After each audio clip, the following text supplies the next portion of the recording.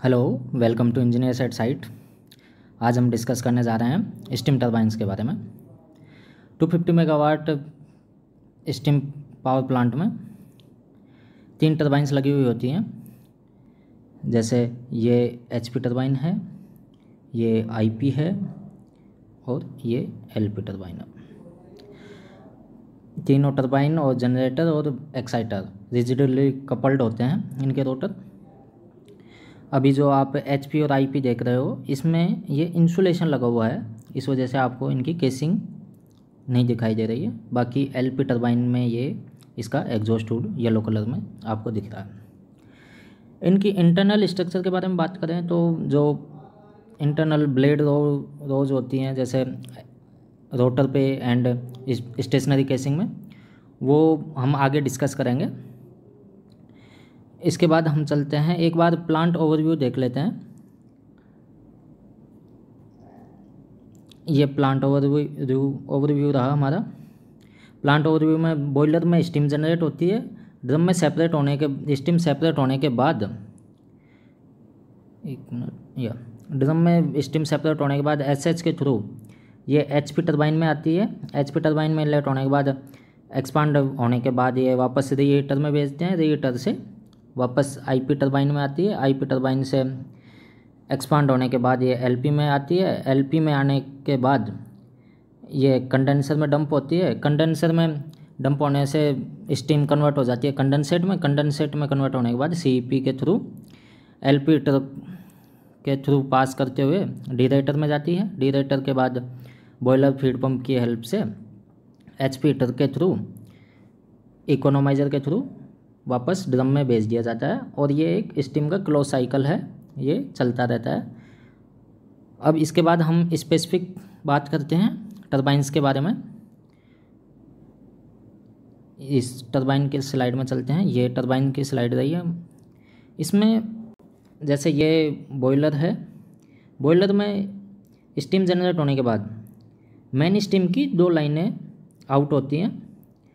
दोनों लाइनें HP turbine के इनलेट पे आती हैं, एक इधर से एक ये यहाँ पे आ गई। दोनों एचपी इनलेट से पहले दोनों लाइनों में इमरजेंसी स्टॉप वाल्व लगे हुए होते हैं और एक एक एचपी कंट्रोल वाल्व लगे हुए होते हैं। ये इसका अभी एक साइट पे देखते हैं, साइट पे एक्चुअल में कैसे लगे हुए होते हैं। ये देखिए, ये जो दिख रहा है आपको, ये एचपी स्टॉप वाल्व की सर्वो मोटर है और ये एचपी कंट्रोल वाल्व की सर्वो मोटर है। जो एचपी स्टॉप वाल्व वो इसके अंदर केसिंग के अंदर लगा हुआ है, जो मैकेनिकल वाल्व है, और एचपी कंट्रोल वाल्व इस केसिंग में यहाँ पे लगा हुआ है। इसके बाद देखते हैं, एक्चुअल में इमरजेंसी स्टॉप वाल्व का फंक्शन है कि in case of turbine tripping, जो एक्सेस स्टीम इसमें एंटर नहीं करे। अगर एक्सेस स्टीम टरबाइन में एंटर करेगी तो टरबाइन ओवर स्पीड पे पहुंच सकती है, जो डेंजर है टरबाइन के लिए, क्योंकि उससे वाइब्रेशन बढ़ सकते हैं और कुछ भी बियरिंग वगैरह डैमेज हो सकती हैं। तो इसके लिए सबसे पहले ट्रिपिंग की कंडीशन में इमरजेंसी स्टॉप वाल्व बंद होते हैं। और कंट्रोल वाल्व का फंक्शन है कि अगर आपको लोड वेरिएशन करना है, लोड कम ज़्यादा करना है, तो उस केस में कंट्रोल वाल्व ऑपरेट होते हैं। अब हम डिस्कस करते हैं कि एचपी इनलेट पे इनके पैरामीटर क्या होते हैं, स्टीम के पैरामीटर क्या होते हैं। तो जो डिज़ाइन पैरामीटर हैं वो है एचपी इनलेट पे 150 kg/cm² इसका प्रेशर होता है और 537 डिग्री सेंटीग्रेड इसका टेम्परेचर होता है। जो आप ये देख रहे हैं, प्रेशर इसमें लोड के हिसाब से वेरी करता है, लेकिन टेम्परेचर कांस्टेंट होता है कि 537 के आसपास रन करवाता है।